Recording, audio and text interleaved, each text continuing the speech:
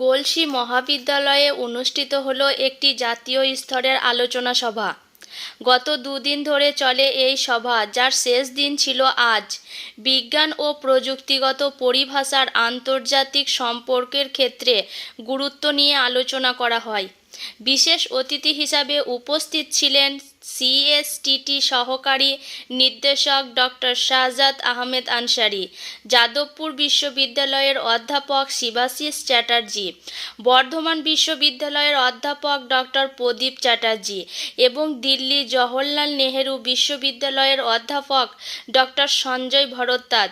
এছাড়াও আরও অনেক বিশ্ববিদ্যালয়ের অধ্যাপক অধ্যাপিকারা এই সভায় অংশ নেন।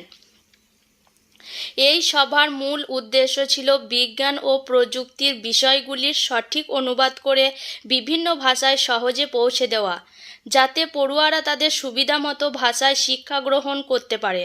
বর্তমানে ইংরেজি ছাড়া অনেক গুরুত্বপূর্ণ শব্দ ও ধারণার কোনো সঠিক অনুবাদ না থাকায় পড়ুয়াদের অনেক সময় অসুবিধার সম্মুখীন হতে হয়।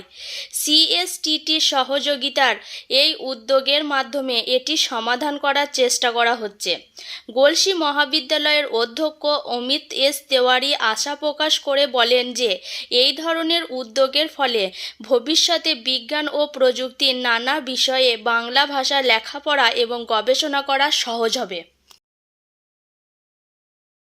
এটি হলো commission for scientific and technological টার্মিনোলজির অর্থানুকূলে অর্থাৎ সিএসটিটির আর্থিক সহযোগিতায় দুদিনব্যাপী একটা রাষ্ট্রীয় আলোচনা চক্রের ব্যবস্থা গলসি মহাবিদ্যালয়ে হয়েছে।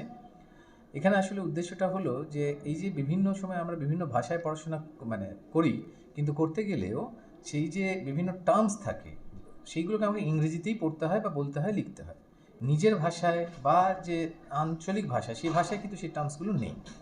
এখন সেইটাই এই সিএসটিটি যে সংস্থাটি, তার উদ্দেশ্যই হলো যে আঞ্চলিক ভাষায় এই বিষয়গুলোকে যেন তাদের আঞ্চলিক নামকরণ করা যায়, সেই বিষয়ে তারা কাজকর্ম করছে।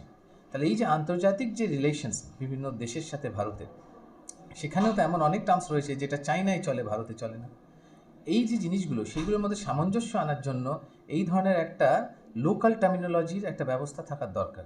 তো এই বিষয়ে আলোচনা করার জন্যই আলোচনা চক্রটির আয়োজন করা হয়েছে গলসি মহাবিদ্যালয়ের পক্ষ থেকে, যেখানে আমাদের কলেজের পলিটিক্যাল সায়েন্স ডিপার্টমেন্ট এবং কলেজের আইকিউসি যৌথ উদ্যোগে এই আলোচনা চক্রের আমরা ব্যবস্থা করেছি। ভাষা তো নিজের একটা ব্যাপার, ভাষা তো ছোটোবেলা থেকে আসে, কিন্তু ওই ভাষায় যদি আমি না জানি যে এই জিনিসটাকে কি বলা হয়, তাহলে তো আমাদের একটা কোথাও না কোথাও একটা অভাব রয়ে যাচ্ছিল। সেই অভাবটা একদিনে দূর হবে না, কিন্তু এই প্রচেষ্টাটা একটা সুদূর প্রসারী ফল আসবে।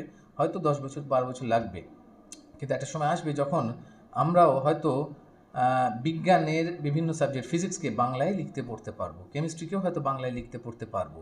তো সেই উদ্দেশ্যেই এগোচ্ছে। আমরা সেটারই সহযোগিতা করার জন্য আজকে এই আলোচনাটাকে প্রচার প্রসার করার জন্য আমরা এখানে এই আলোচনা চক্রটা আয়োজন করেছিলাম।